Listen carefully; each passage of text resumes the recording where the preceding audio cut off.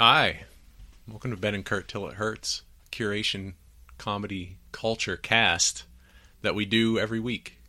I'm Ben. And I'm Curt. I forgot the tagline this week. That's fine. That's no big deal. I like the tagline. I like it too. I'm trying to remember. It's the culture cast caught at the crossroads of curation and masturbation. There you go. It? You gonna do it from now on, Curtis? No, I think you wrote the tagline. You also came up with the name of the show. I did. In case anyone doesn't know that. Well, I'm just edging in. By like a year from now, the beginning of the podcast is going to be a 15-minute scripted segment from me, the same every week. I'm just adding more and more to it over time because I didn't think you'd approve it if I just said, all right, Curtis, I think every episode should begin with 15 minutes of me talking to people. Not only do I approve it, I hope that 2 years from now, you have fired me and... But you found another person named Curt, so you didn't have to change the... Or you take it the other way, like awkward, like radio breakfast shows do. Mm-hmm. So like you just like replace the person, but it's like Ben and Zach till it hurts, and it doesn't work anymore. But you don't have the same people, so you have to make do. Yeah. Maybe I'll just synthesize your voice. That's true. I have enough audio samples of your voice at this point. Mm-hmm. I could just compile them together and make kind of a Hatsune Miku kind of like synth voice that I could make you sing fun Japanese songs. You are playing into my fear that is already happening. I'm very afraid that all the I was going to make a joke about needing like a voice-activated lock on my house, and then I fell apart partway through that. That's fine. This is a voice of aborted jokes and openings. All right, we've got a lot on our plate this week. We do. That's enough. This is enough grab-assing. Enough banter. Yeah. What are we doing? We are in the final episode. It was originally not supposed to have a fourth part. Nope. To Texorcism Month. That was back when we were a bi-weekly podcast, couple Curtis. Nerds. Forget about those days. We're weekly now. Weekly.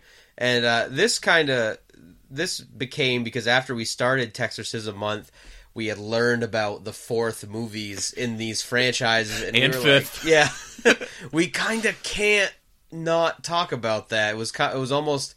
The context of those movies was like more interesting than the movies we had talked about. So now we're in part 4, the final part of Texorcism Month, and I think that like in general these movies paired up with each other pretty much as well as the other movies in the franchise. I think we might disagree. Well, no, I think they make a good pairing because I think they're both super strange. I think The Return of the Texas Chainsaw Massacre is a bizarre film, especially the ending. AKA The Next Generation, which Ben refuses to call it by, which is fine, but I don't want anyone to think they watched the wrong movie. I only want to call it by its original title, Curtis. I don't want to call it by any kind of bullshit future whatever. Right. And Exorcist the Beginning and Dominion prequel to The Exorcist is a really strange pairing of movies that like nothing has been done quite like that. That's the only time I've ever heard of anything like that happening. The only thing that's similar is that so Alfred Hitchcock made his film Psycho, and in what was it, the 90s I think? The director Gus Van Sant made a shot-for-shot remake of Psycho, and then Michael Haneke, who's a Belgian or a Dutch, he's a European director, writer. He made his film Funny Games in his native language, and then he made a shot-for-shot remake of it in English with English actors. That's interesting. Like a year or 2 years later. And it's really cool, because it gets to the heart of what makes cinema cool, I think, that they're such fundamentally different interpretations of the same material. Yeah. And that's only possible because it goes through the interpretive mind of the director and the editor and the effects, the fucking hyenas. Yeah. So I think when we had originally decided to do Texorcism Month, I thought they would be interesting. I hadn't seen most of the films we've watched. I had not seen any of them in the past month. I think I had seen Exorcist 1 and 3, but I hadn't seen any of the other ones. And I thought they'd be interesting to discuss because, like, from an outsider's perspective, in my opinion, they were like franchises that couldn't really take off. They were just kind of like, they had these characters like Leatherface, and not so much, it's not like the Reagan's character is like a returning character, but that face is so iconic that it seemed weird that there were 4 or 5 movies in these franchises, and they never really caught on in the same way that Nightmare on Elm Street or Friday the 13th or Halloween or whatever. And as we watched them, and we had discussed it, and you had kind of pointed out that they weren't really the same type of beast. These movies aren't about like that character. That character is like a conduit for all the things that happen. They're about an idea. Like Texas Chainsaw Massacre, every movie is about kind of a descent into hell. Mm-hmm. I saw some review refer to it as like at least the first one, as a teenager's nightmare of death. Yeah. It's the introduction to this idea that things die, everything dies, and one day you're going to die. Whereas every Exorcist movie is about the intersection between Western culture's loss of faith and like the rise of mental illness. Like the writer-director pairs of the Exorcist films seem to have drawn a pretty clear connecting line between those, and each of the films represents an exploration of that theme. And despite having those two kind of different ideas, each of these movies has kind of paired up with each other really well. You and I might have some disagreements about it, but I think in general, people kind of consider the first one in each franchise is like a masterpiece, one of the greatest horror movies ever made. Yeah, I dispute that. Yeah. The second one is a weird departure, but still has some fine moments. Fans. Some people Some people who think all the moments are good. Some people really liked Texas Chainsaw Massacre 2, and Ben really likes The Exorcist 2. So each one has at least one fan. Oh, man. And then 3 becomes kind of like an over-the-top and, different, but a lot of people different from the first one, but people still seem to kind of have like that following. A lot of people. Each of Texas Chainsaw 3 and Exorcist 3, I don't think are a perfect pairing in this way, but I think you could say that they both represent a doubling down on some element or another of the original that the second one neglected to explore. That's the perfect way to phrase that. Texas Chainsaw 3 explores the slasher film outgrowth from Texas Chainsaw 1, and Exorcist 3 is William Peter Blatty saying, no, you know nothing of my work. You've completely misunderstood everything I was trying to say about Catholic symbols, and you've neglected to discuss the degeneration of Western culture. I'm going to make my own movie. And it's going to be better. It's going to be better than yours, John Borman, director of masterpieces. And which brings us to this week's episode, where we will be discussing the return of the Texas Chainsaw Massacre. Thank you. You're welcome. And Exorcist the Beginning and or Dominion, prequel to The Exorcist. And generally what these movies have in common is that they're fucking bad. That's the line. That's really... They are all among the worst movies in this podcast series. So far. With one exception. What was the exception? Exorcist, Dominion prequel to The Exorcist is actually kind of good. Oh, okay. We'll get to that later. We'll get to that. Yeah. These movies were not received well at all, and it makes sense on both accounts. Yeah. I think. Yeah. I think there's not much to say before we get into it, but I think I fell somewhere on not as bad as I expected, but also not very good. Yeah. I guess I was around there on all these movies, but we'll get to our. Well, no, we won't get to it. I'm going to say we're in it. We're in it now. I'm going to stop kicking the fucking can. This is where it begins. Texas Chainsaw Massacre, Return of the Texas Chainsaw Massacre. That's what I'm saying. Colon. There's a colon in there. Was worse than I expected. Yeah. Fucking Exorcist, the beginning, is one of the worst films I've ever seen. And Dominion, prequel to The Exorcist, is better than it has any right to be. That's okay. I would say. I actually have been thinking about Return of the Texas Chainsaw Massacre, a.k.a. the Next Generation. That's what I have to call it every time. Well, if we keep calling it like that, people are going to get confused. Are they talking about Star Trek? When are they going to get to Texas Chainsaw Massacre Voyager? When are they going to get to fucking... That's true. That's my bad. I didn't think about all the Star Trek fans. Yes. I've been thinking about that film a lot, and I think I narrowed down in my head why that movie is so awful. Good. So, that movie, whether you call it The Next Generation or... Let's call it Return. That movie is like... It feels like a third grader got his hands on a copy of the original somehow and watched it and then told his friends about it at school. And, like, that movie is your third grade imagination, like, putting together what somebody who has seen the movie and is telling you what it's about. That's what that movie feels like. It totally to me. feels like a remake, yeah. It just completely kind of, like, misses the point and just doesn't...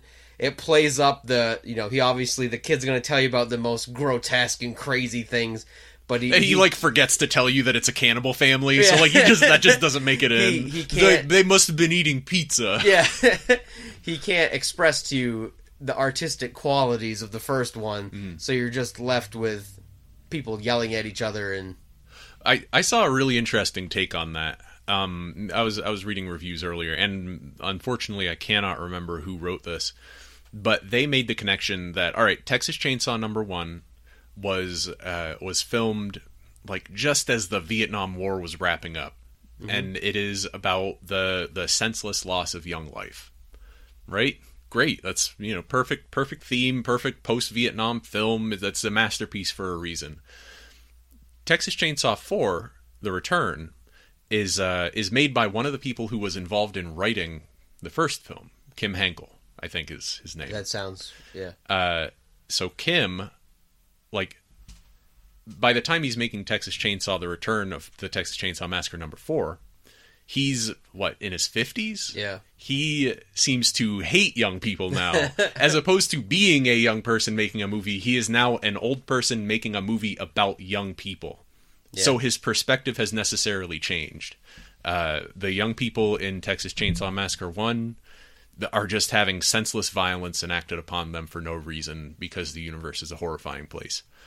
In Return of the Texas Chainsaw Massacre, they're having violence enacted upon them, and it feels like the film thinks they deserve it. Yeah. So it's a very different take on what this movie is about, and I think that it makes an interesting pairing. It's certainly an interesting wrap-up, because it is the final film before they started officially rebooting the Texas Chainsaw Massacre series. And I think, as far as the people deserving it, I think the film puts these characters, it kind of makes them so that they do deserve it. Like, these are awful, annoying... Barry. Yeah. the guy, Barry. What a dipshit. He is such a dipshit. He's a fucking shitheel. And at the beginning, doesn't he say, he literally has a line where he says, "Somebody please kill me." You know all that awesome dialogue I talked about from Leatherface? Not fucking in this one. No. I think it is self-aware dialogue, but I don't think it's very good self-aware dialogue. And I think I had actually mentioned how in 1990, when Leatherface came out, I was beginning to understand why the movie Scream was so effective, because some of these tropes in horror movies were being so played out that it needed to be, lampooned so they could, move to the next wave of horror movies. That's the wave of culture. You blow up the old stuff so that you can create something new from its body. And apparently they were unaware that they were doing that when they made...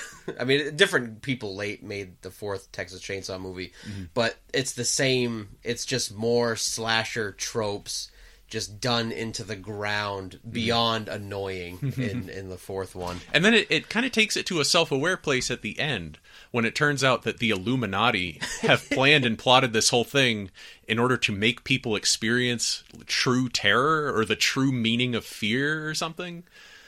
I don't know. And he's like apologizing. The Illuminati representative who comes in at the end of this movie apologizes to the main character, Renee Zellweger's character, whose name I can't remember. He's apologizing to her because of how unsatisfactory her terror experience has been.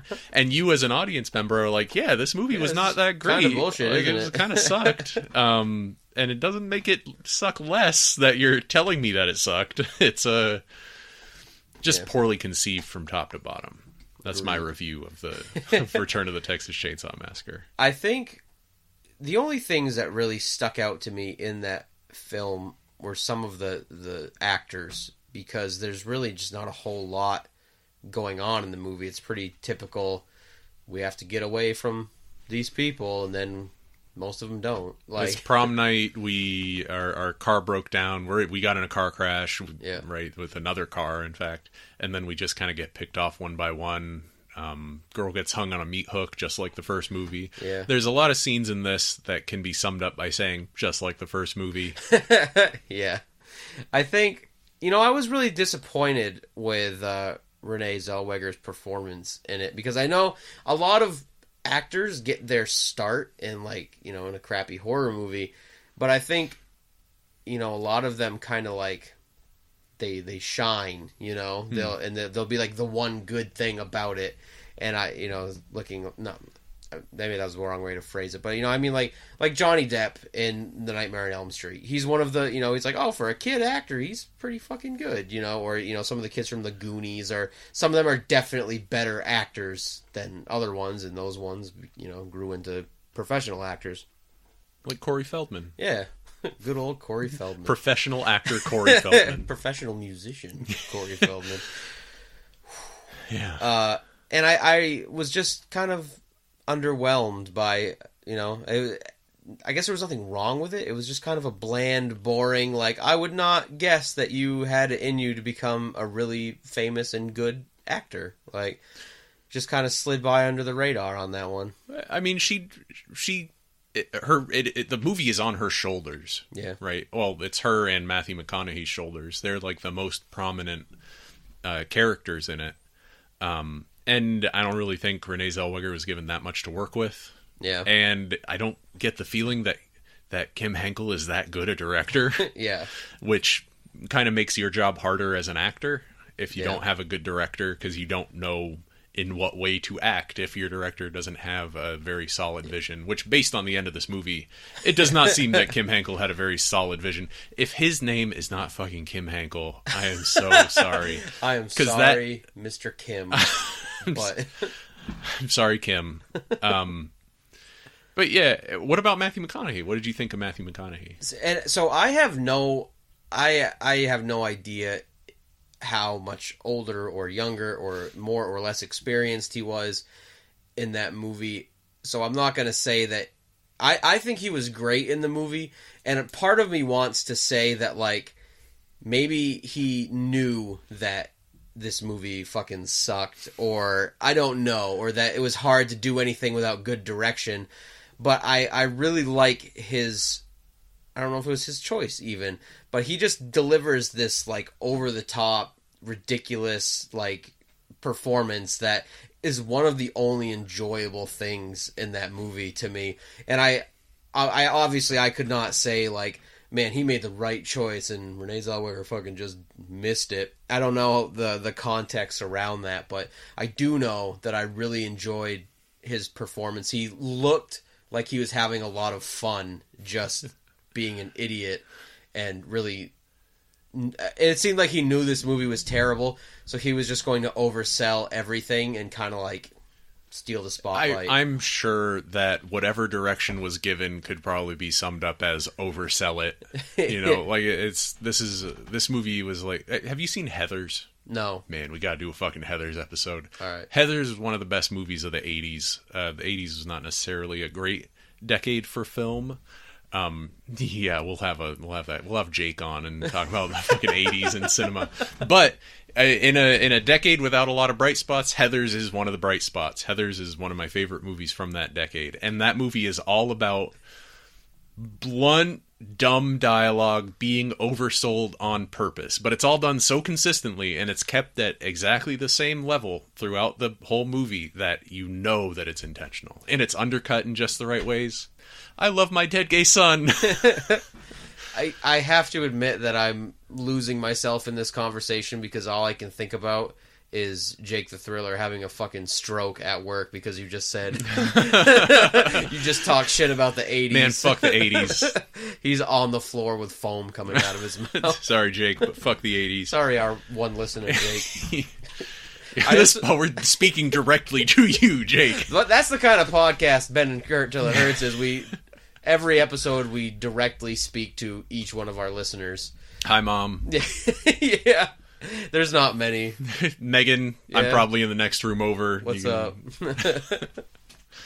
Yeah. Yeah. Matthew McConaughey has one, I don't know if it's even a good line, but he delivers it well. The line where he says, he's like, I think he's in a car with someone, and they're like, what are you going to do to me? He's like, well, first I'm going to kill you. It ain't no fucking biggie. Yeah. Like, I've never seen that line sold quite like that before. Yeah, it was pretty. I liked him. The rest of the movie, pretty hot trash. It was even like small aspects of it where it was just like so overwhelmingly 90s that it just like hurt. Like what? Even from the beginning with the whole opening, it just had that similar, actually, weirdly enough, to the opening of The Exorcist, the beginning, where we were talking about how, like, wow, this is just a crappy movie from the early 2000s. This feels like a crappy movie. Oh, you mean the scene where they're at prom? Yeah. And it just looks 90s. Even the text for the opening credits just fucking looks 90s. And it's just not good. Not a timeless film is what I'm trying to say. Twin Peaks, the opening credits of every episode of Twin Peaks are that like bright green font with like a purple outline or something. Yeah, I don't know. Or it's the other way. I've never watched Twin Peaks. Yeah, I'm watching Twin Peaks right now. Oh. It's tight. Were you excited for Stranger Things season 2? Fuck no. Why would you even ask me that, Curtis? Because I know. Do I look like a fucking chump? Because I know you're not. I just had to bring it up. Yeah. Oh, are you excited for it? I'm gonna watch it. Yeah. Here's my plan. For down the road, since you're gonna fire me anyway. You are better at explaining things than I am, so I'm just gonna point out all the opinions you have that go against other people, so everyone's just gonna like me. And everyone's gonna be like, man, fucking Ben likes The Exorcist too. And hates Stranger Things. Yeah. What an asshole. Well, hey, it comes with the territory. What can I say? I honestly, aside from just being fucking pretty bad, I don't really have a whole lot to say about the next generation. Well, I don't know. There was what was that? When Matthew McConaughey drives the truck over that kid over and over again, that's pretty sick. And it goes on too long and it just gets kind of boring. I think what they're going for is similar to the first one where the dad who works at the gas station is just poking her with the stick over and over again. Yeah. But what sells that scene is that it's just holding on him. It's not like cutting back and forth to see her getting poked. You just see what he's doing. Though a similar bit from the Texas Chainsaw Massacre, the Return of the Texas Chainsaw Massacre. I keep fucking that up. I should just call it The Next Generation. I should just go with the official title in perpetuity. Is when Matthew McConaughey crushes the woman's head with his hydraulic leg. In fact, let's talk about the hydraulic leg. I'm really glad you brought up the robot leg. Yeah. There's stuff to talk about in this movie, for sure. Okay, so... What did you think about the remote-controlled hydraulic leg? Which becomes plot essential at the end of the movie, just after you have found out that it is a remote-controlled hydraulic leg. So I think it's a strange choice to have that. Yes, it is. But that's underselling it a little bit.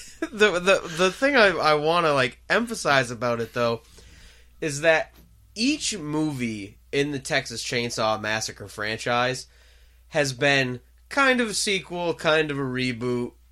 Doesn't really matter. Squeeboot. A squeeboot, if you will. I forgot about squeeboots. Now you remember. And so in the first movie, Leatherface drops his chainsaw on his leg, and it cuts. Second movie. No, it's the first movie. I thought that happened in the second movie. No, he's chasing her, and they... Whatever. I don't know. And it cuts him, and then in the second movie he has a leg brace? Third movie. The third movie he has... You should have watched these movies, Curtis.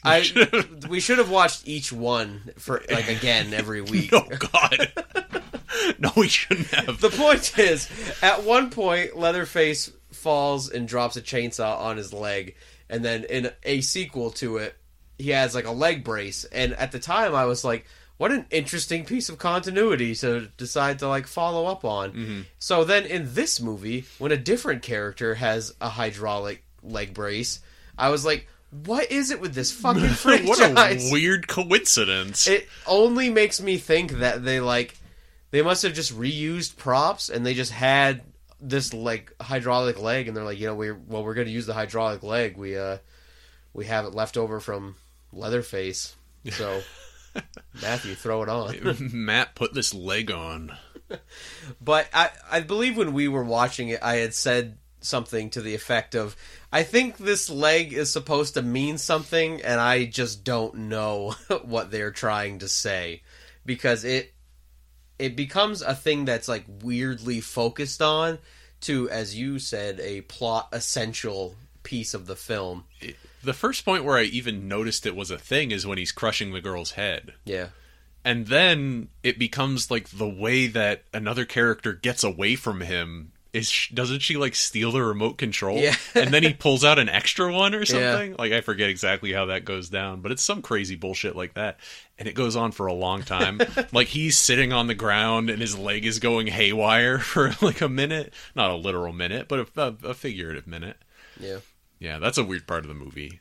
The Illuminati thing at the end. I'm sorry, I didn't mean to interrupt. No. We can talk about the Illuminati. I was segueing, so we can just segue later. Yeah. That is a strange choice. This movie is full of strange choices. I think, well, we were talking about it when we watched it, that the idea of being stranded and then finding a family that murders people and eats them is scary enough. There's absolutely no need for it to be this big web of Illuminati conspiracy, like this is happening everywhere, or they're a part of something bigger than that. The scariest thing about that is that that's the whole world when you're in that moment, and it just completely ruined it. I don't know how anybody ever could have thought that was the direction that we should try to take it in. Well, did you ever see Cabin in the Woods? No. It's kind of going for a similar... Spoiler alert for Cabin in the Woods. Wait, yes, I have. You said Cabin in the Woods, and I was thinking of... Lady in the Water. The one... King Kong. No, the one where there's like a bloodborne pathogen and their skin all starts falling off. Whoa. I don't know. Cabin in the Woods is good. You're thinking of Cabin Fever. Yes, that's what I was Eli thinking Roth of. movie. A great movie. Never seen it. Really? Yeah. It's a great movie. But Cabin in the Woods is great. Cabin in the Woods is terrific. And the thing that happens at the end of Cabin in the Woods, of course, is that, or throughout the course of Cabin in the Woods, what you realize is that this setup where these kids go into the woods and get killed is orchestrated as kind of a blood sacrifice ritual to ancient elder gods. And I get the feeling that they were going for something similar in Return of the Texas Chainsaw Massacre. But they just kind of didn't think of it till they were at the end of the script. And he was kind of like, well, I've always had this idea. Like, wait, isn't it weird how these kids, how like this keeps happening in movies? Like, there's something essential about this story of kids going out into the woods that we need to keep telling over and over again. The punishment for transgressions, all that kind of shit. And I think Cabin in the Woods wore it a lot better. But it's weird because we're probably among the like couple dozen people who've ever seen Return of the Texas Chainsaw Massacre. Definitely. And it's strange that it prefigures this let's be clear, let's not mince words. This bad movie had one idea in it that prefigured a great movie that would come out some 20 years later. Yeah. And that's cool. That's interesting. That's an interesting piece of cinematic history. So thank you for that. But fuck you for everything else. Return of the Texas Chainsaw Massacre. The other thing that I thought was a weird direction, I thought Leatherface was pretty strange in this one. In the first film, I really liked as I keep saying, the portrayal of the whole family. It works as a system, and everybody has a role and, you know, their own place. And as we mentioned before, they didn't have to do that. That was just a really cool aspect of the first film. Texas Chainsaw Massacre 2, fever dream. I don't even remember anything about that movie. They tried to do the same thing, but they kind of didn't do it as well. A lot of the family dynamic gets lost in the shuffle in the second one because that's not where its focus was. And in Leatherface, I really liked the portrayal of Leatherface in Leatherface, Texas 3, because he is kind of this. It's almost the same, but like an older version of a, you know, a person with a disability, where he does his little lessons with his, you know, trying to spell. He keeps typing food when he sees the picture of the clown. Classy. And he's really into the tape. I didn't get that till just now. Yeah. the tape deck. And he kind of is like abused a little bit. You know, his older brother takes the tape deck and throws it in the stove and stuff. And I just think that it was kind of cool that he kind of portrayed a teenager in that one. And then in Texas 4, it was just a weird... In the first movie, when he wears the mask at dinner time, there's kind of like some crude makeup like painted on it. But they really go with like a full-blown cross-dressy, like, and I just don't know why. Well, okay, maybe I can speak to this a little bit, because I looked at I think it might have been either the poster or the VHS cover for Return of the Texas Chainsaw Massacre, and it had a quote on it that said, "Fantastic. The gender-bending Leatherface is reminiscent of the killer from Silence of the Lambs," or something. Oh. So it was just very in vogue in the early 90s to treat transvestitism as like something that only murderers do. Sleepaway Camp. Precisely, Yep. Sleepaway Camp. Yeah, there's so many examples of it. Okay. And it's something that is hard to look at nowadays because the way that we understand that sort of transgression is so different from how we used to understand it. You know, actually, this is not even the point to talk about this, but a movie that I loved a lot when I was a kid. I was talking about this with Mike the other day. Was Ace Ventura, and then he and I were talking about that. I think he pointed out to me, like, how fucked up is it in 2017 that so much of the main conflict of Ace Ventura is I accidentally like made out with a transgendered person. Yeah, like, wow, we've come a long way. Yes, we have in fucking 30 years. And I had never made that connection with Texas 4, so that's because it just seemed strange. It was the mask looked awful. Like the other ones were cool because they were like patchy, leathery skin looking, and this one had so much makeup caked on it that it just looked like it looks like someone took a Mike Myers mask. Yeah, it's just Michael Myers mask. The big crooked teeth. someone just took an Austin Powers mask. Someone took an Austin. Oh, behave! I fucking refuse to believe that there's not a video online where there's like a parody of Halloween with a Austin Powers mask. There are probably thousands of them. If not, we need to fast track. 6 days till Halloween while we record this. We need to fast track this. Yeah. But I thought that was a very strange way to take it. But I think it makes sense in context. It does. So I'm glad that you were there to provide that, because I'd been weirdly focused on it, where I was just like, well, who decided that? The thing that I hated most about Leatherface's portrayal in this movie was that he screams the whole time. He does scream a lot. He's constantly screaming. Whenever he's chasing someone, he is screaming. Yeah. That may or may not have been an intentional choice. That may or may not have been trying to communicate something to me about the themes of this film. Whatever the case may be, it was annoying as shit. Whereas in the first film, when the main hero of the film is running away from Leatherface and she is screaming, that's one thing. Yeah, you get why she's screaming. You understand. She's being chased through the woods by a man with a chainsaw. And the combination of her screaming and his chainsaw is kind of cool. Yeah. Like, it's experimental film. In this movie, Leatherface screaming and his victim screaming and the chainsaw running was just way too much. I think it was strange to me, too, because it seemed like a really dumbed down portrayal of Leatherface. In the first one, similar to the dynamic of this family, he kind of whimpers a lot and he cries. Like, he has a very, it comes across as a, very emotionally challenged person. And then in the third one, like I said, he kind of plays up this, like, teenager type of thing, and I liked that a lot. And this one, it was just scream the whole time. Don't put anything more into this than you don't need to know how to swing a chainsaw and scream. That is, and you'll be a perfectly fine Leatherface. Yeah. Do you have anything else to say about the final Texas Chainsaw Massacre film of the original run?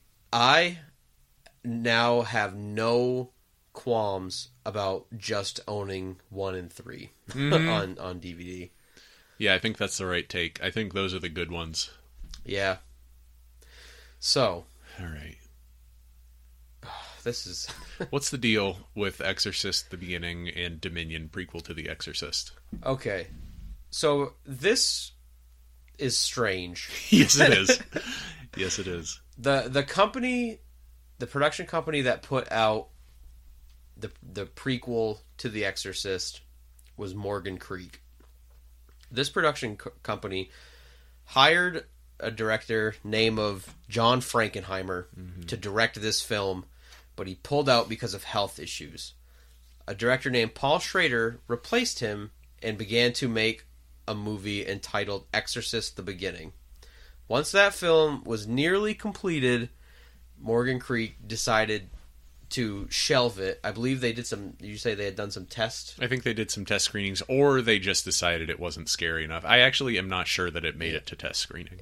It was almost completed, and they decided not to because it didn't feel like a horror movie, or it didn't test well. It just wasn't as good as they had hoped. They were worried it wasn't going to meet the audience's expectations. Even though Schrader had felt that he had done a really good job doing the movie they had hired him to do. He didn't feel that he had taken any big leaps or daring choices with it. Right.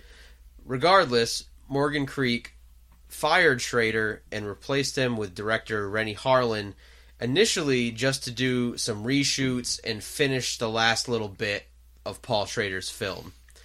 As they were doing this and the project moved forward, the whole movie was rewritten and reshot by Harlan with, the same actors, the same essential plot. Many of the same actors. Not all, but many of the same main actor and many of the same actors. Yeah. And then that movie, still entitled Exorcist the Beginning, bombed horribly. So instead of just like being like, whoa, that sucked, Morgan Creek unshelved the original that Schrader had originally done and brought Schrader back. They gave him like $35,000 to finish it. So I feel like I read somewhere, there's a lot of sometimes conflicting or incomplete information about this process online. But one of the things that I had read was that they hired somebody on to edit it into completion. And they didn't want Paul Schrader involved at all. Yes, I read that as well. But the editor said, nah, I want the director here to tell me what he wants to be done in the editing room. Yep. So they gave him $35,000 with which to finish this movie. And they put that out under the name Dominion prequel to The Exorcist. The following year. So this is the Exorcist the Beginning was 2004. Dominion prequel to The Exorcist was a 2005 release. And then that one flopped as well. Yeah. And Morgan Creek probably doesn't exist anymore. And now we are stuck with 2 different prequels to the same franchise that they don't really interfere with each other because they essentially tell the same story. Well, it's all built off the part in The Exorcist when it refers to Father Merrin and an exorcism that he performed in Africa, which I believe, now correct me if I'm wrong, but isn't Exorcist 2 supposed to cover some of the same material? Yeah. Like, because they flash over to Father Merrin, played by Max von Sydow still at that point, in Africa, and that's where they find about Kokumo. Yeah. And all that good stuff from Exorcist 2, a movie that I still love.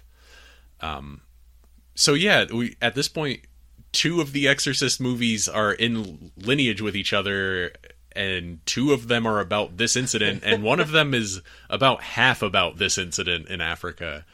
There's not a lot to work with in The Exorcist, it turns out. Like, you kind of pick the bones as much as you can. Altogether, it's a pretty big mess. Yeah. And everyone involved likely felt regret at the end of the process. Yeah, regardless. Except Blatty, who really fucking enjoyed Dominion. Schrader's cut. Yeah, he did. Yeah. But what did he say about Exorcist the beginning? William Peter Blatty, and I'm paraphrasing here, but he said something like, it was the most humiliating experience of my professional career, especially the finale. I read that while we were watching Exorcist the beginning. Curtis said, I wonder what Peter Blatty feels about this movie. And I searched fucking Exorcist the beginning Blatty, thinking nothing was going to come up. I know. And then that perfect quote, because it was one of the most humiliating experiences of my professional career as well, watching this movie. And obviously, Blatty could not have just kept his mouth shut about it. No, he had something to say. Because he had made the previous one. He had made the previous film in this series. Now, I think that, like I had said, both of these movies can exist. They are essentially different ways of dealing with the same character, the same story. The point that you need to get across in this movie is that Father Merrin lost his faith because of World War II and then regained it because of the hand that he had in this exorcism in Africa. Mm-hmm. So that's the story. It's an origin story for Father Merrin, one of the most enigmatic characters in the first Exorcist movie. It's an origin story for how he regained his faith and how he became the powerful exorcist who helped do the exorcism and fucking The Exorcist, whatever movie whatever. We don't need to talk about that. And I believe, correct me if I'm wrong, you had said that there was a TV series of The Exorcist that came out last year. Yep. But there has not, since these 2 movies, been a movie that takes in the Exorcist franchise. No, there has not. And I believe the show is a remake. Okay, so essentially no one on any official level has claimed one of these movies as the canon prequel. Right. So you kind of, as the viewer, you get to watch both and just pick which one you like more. Yes, you do. Which is pretty cool in a way. Yeah, like, it's a weird thing. It's a unique experience in cinema. And so I'm really glad, if for that alone, that we added this 4th part on the Texorcism, because these movies, in my opinion, were not very good, but it gave... I'll never probably get to do anything like that with another franchise again. And it was very interesting to read about this and kind of, watch each one. And, well, you got... Full disclosure, you got here today, and I was like, I don't really remember these movies. And you were like, that's because you're on your computer the whole time. Like, that sounds like me. I probably fucking was. Curtis talks a big game, but he can't sit through 6 hours of mediocre to bad movies. We really went from 0 to 60 on that idea. We went like the first fucking 10 or so episodes of Ben and Curt Till It Hurts. We didn't enjoy any of the media together. Then we watched like a movie together one time, and then last Saturday we sat and watched 3 movies back to back. We watched bad movies and we ate bad pizza. Sorry, Lisbon House of Pizza. Shout out. Yeah. Oh, bleep that. Yeah, I'll have to bleep that. I eat at Lisbon House a lot. Yeah. I've been there since we had that pizza. Oh, do you have any leftovers? Okay. All right. Are we done? Yeah, can we just please put this to bed? I don't know if you know this, but I was at your house yesterday. Did you know that? I did know that. Okay. Yeah, and your wife told me that Texorcism Month feels like something that has been done to her. So we need to discuss these movies, but I'm pretty ready to like. This was a strangely good idea.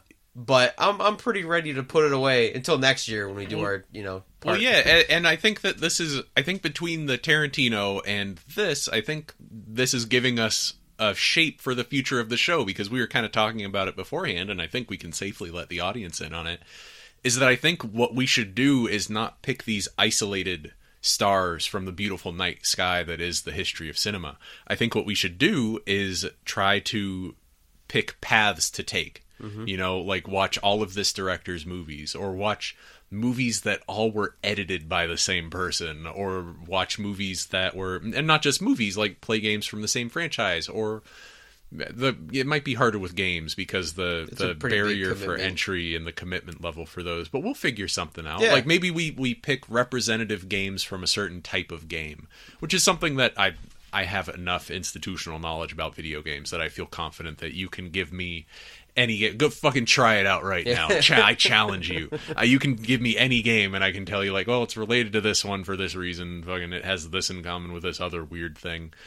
Anyway, y'all don't need to hear about my fucking big head about all I know about video games. Look, it's one of my few real areas of skill and knowledge, so I'm gonna jump it up. But I think that's the shape that we're gonna take for this. Pilot Wings? Yep, hit me. Well, there's Pilot Wings 64, correct, which was a launch title for the N64.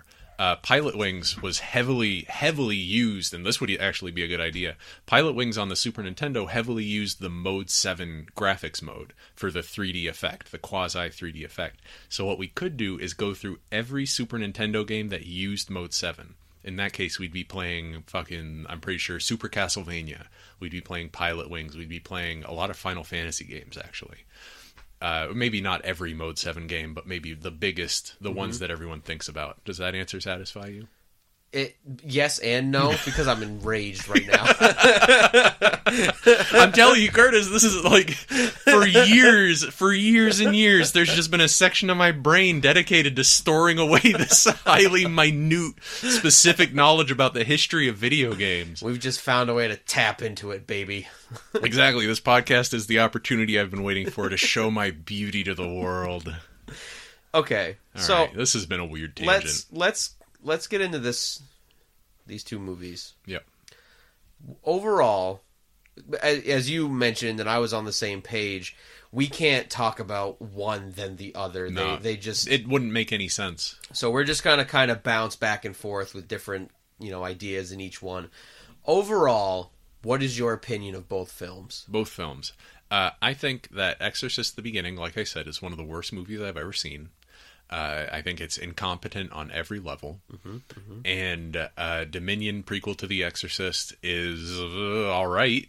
Yeah. It has its bright moments. It's ultimately, I think it's kind of forgettable, but it does have some really good components. What's your take on these movies? I agree that Dominion is a far better film than Exorcist: The Beginning, but I do appreciate some of the direction that they went in Exorcist: The Beginning. Now, you don't mean the actual direction of the film, right? Because it looks like a video game cutscene. It really does. It does. Probably one of the cringiest things I have ever seen is that pullback shot with just miles and miles of inverted crucifixions. Yeah, and that's the opening scene of the movie. Yeah. If you can even call it a scene.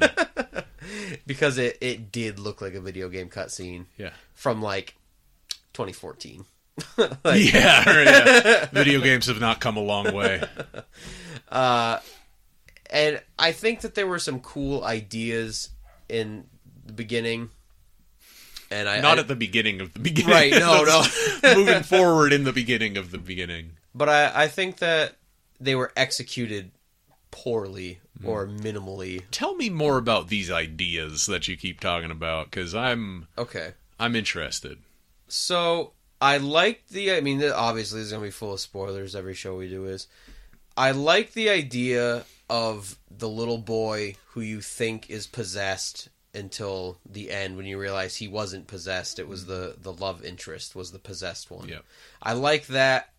I don't think there needed to be a love interest in the film, but I don't think it was I don't think it made the film bad. I think plenty of other things made the film bad. I think there could have been a love interest and kind of have it be okay. I feel like, why would you put a love interest in this when you know at the end of it he needs to be a priest, so he can't have a love interest? That was it. That's why she has to be possessed. Right. And I like it doesn't look good, but the climax of the film with a possessed demon lady that looks like a cheap version of the demon in the first film, I think that was cooler than the strange androgynous floaty person that was in the second the other in Dominion.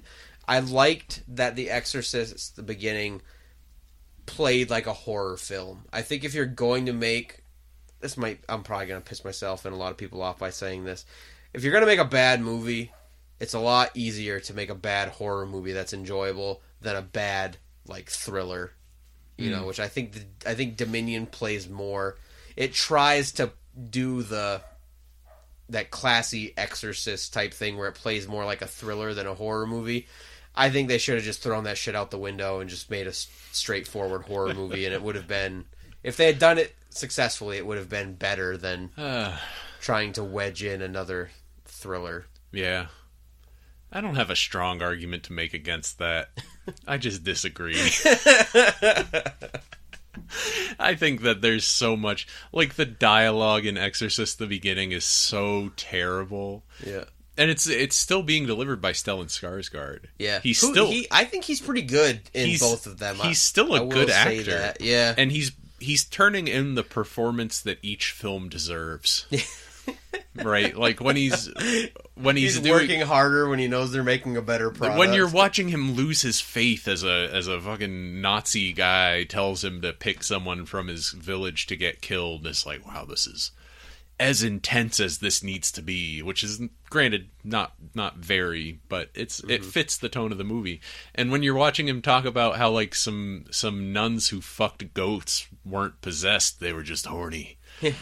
And creative, or whatever he says, whatever terrible bullshit comes out of his mouth in that moment, it deserves the kind of performance that he turns in there as well. I have to admit, I liked the depiction of the church in the beginning more than I did in Dominion. Why? I really, and it same thing. They were just pandering to me, and I was buying into it. That is literally the reason. But I think in an effort to make it scary, they were just like, let's just wedge in some scarier imagery, And I really liked the desecrated, statue of the inverted crucified Christ, and I really liked the little bit about like the spears were pointed downward instead of triumphantly toward heaven on the other statues and stuff. I think that was cool. I think in The Exorcist, the beginning. See, it's weird because sometimes I forget which takes place in which one because they're the same fucking movie.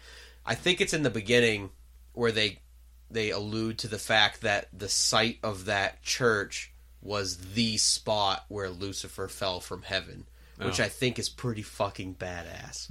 Like that's what I'm in this for.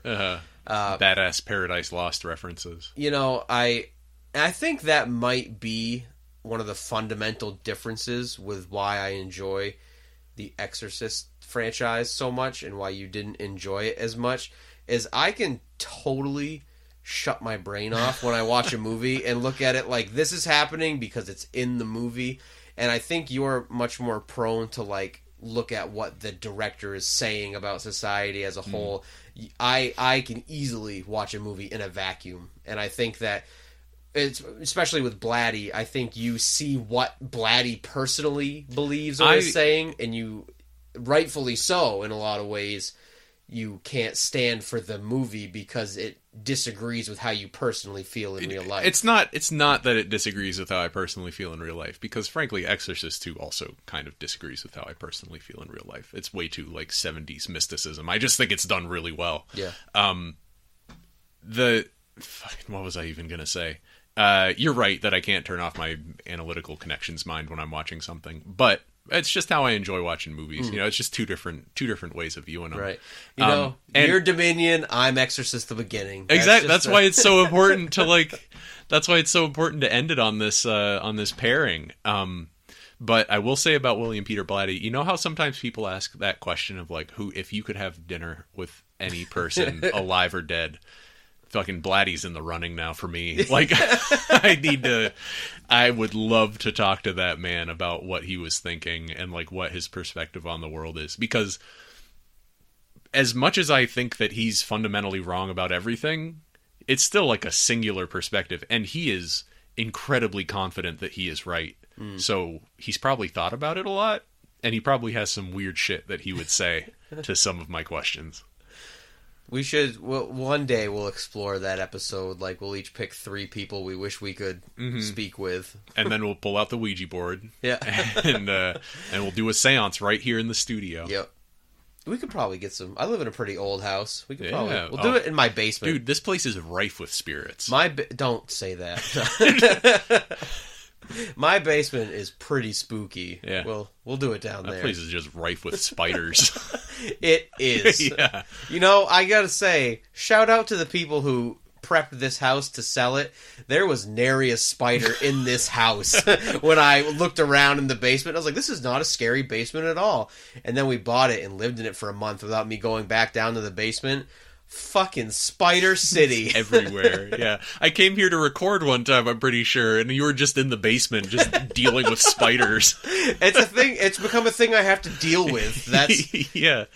I walked through a spider web, and it was such a thick fiber that it like twanged before it like a cartoon.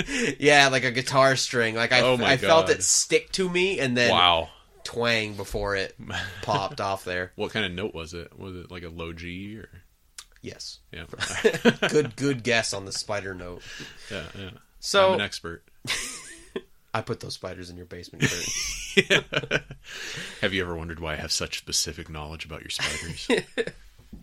I put the spirits here too. Oh man. Yeah. Okay. This place used to be a dentist's office. Oh, Have I ever told you that? No, you didn't. So this place is just full of bad vibes. Bad juju up and down this place. People have screamed in this very room. They may not have died, but people have screamed. They were in horrible pain. People have had really bad experiences, and that does not come out in the wash. You can't put down some cheap carpet and cover that up. Nope. Anyway.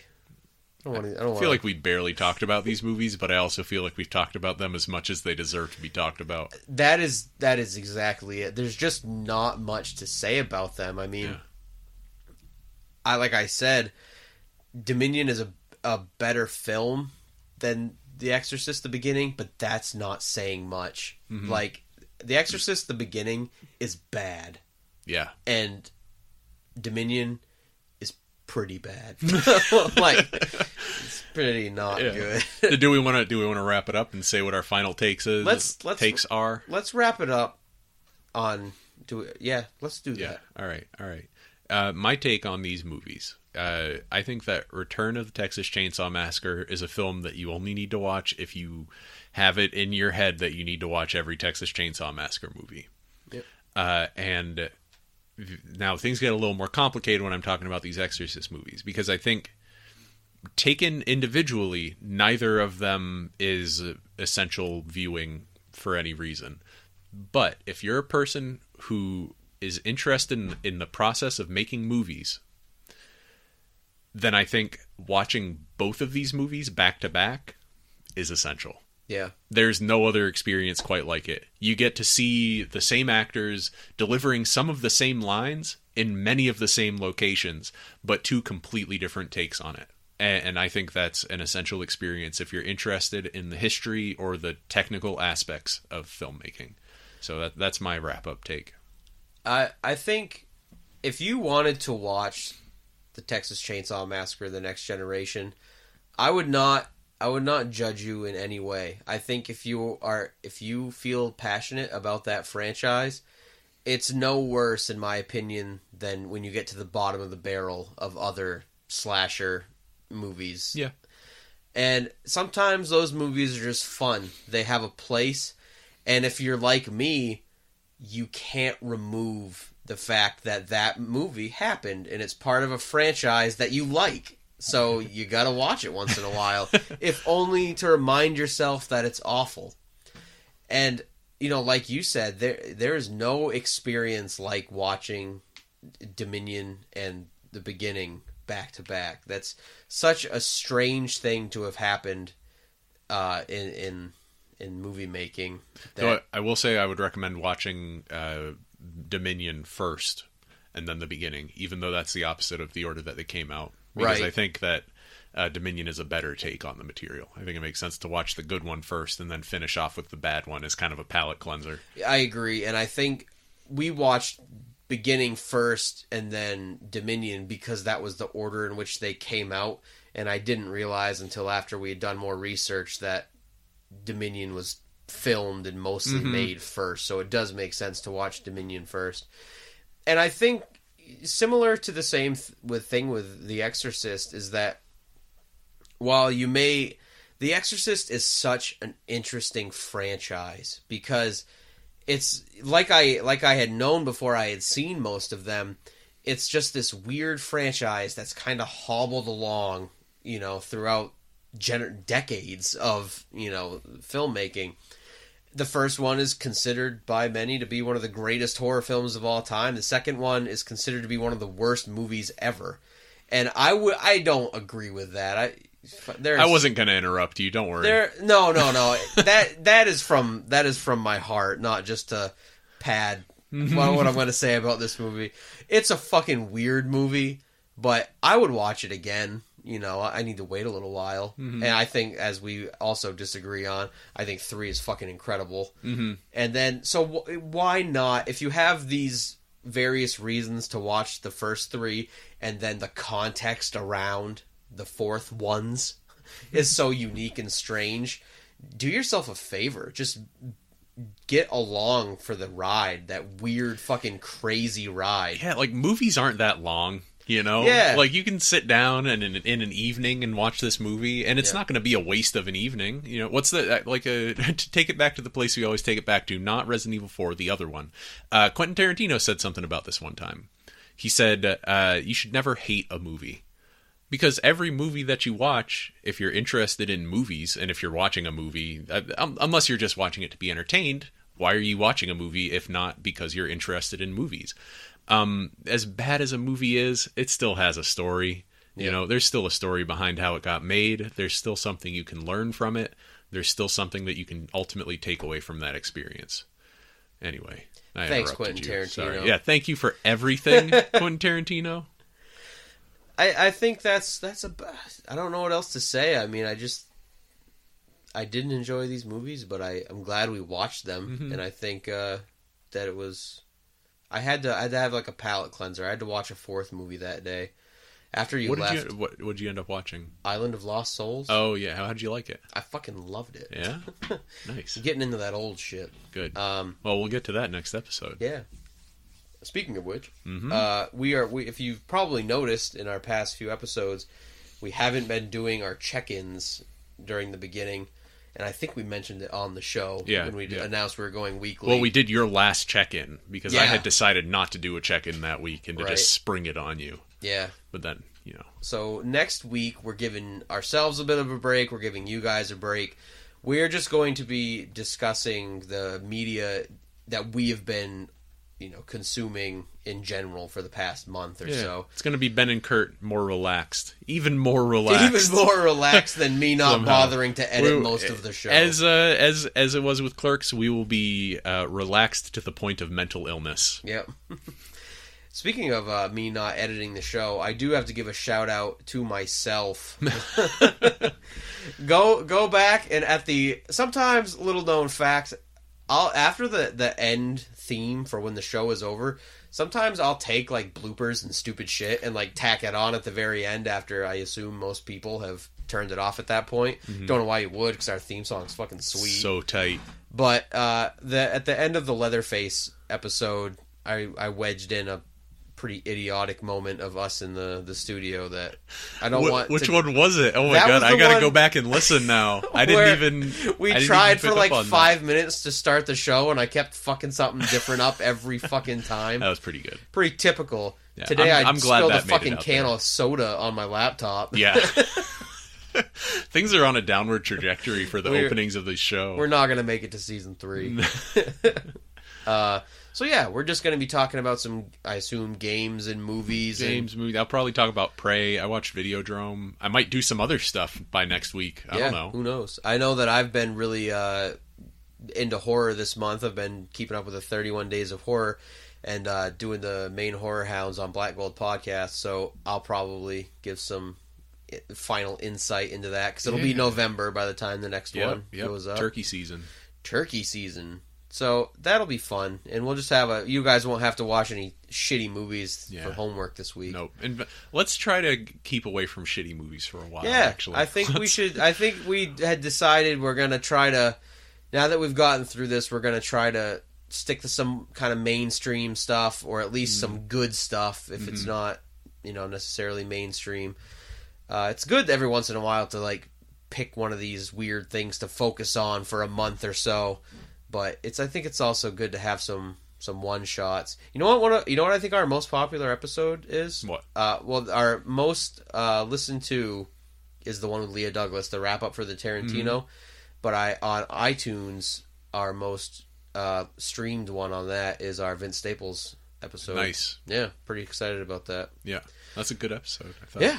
So we'll be back to do that next time. As always, you can listen to more Ben and Curt Till It Hurts and Black Gold Podcast by subscribing to Black Gold Podcast on iTunes and Stitcher.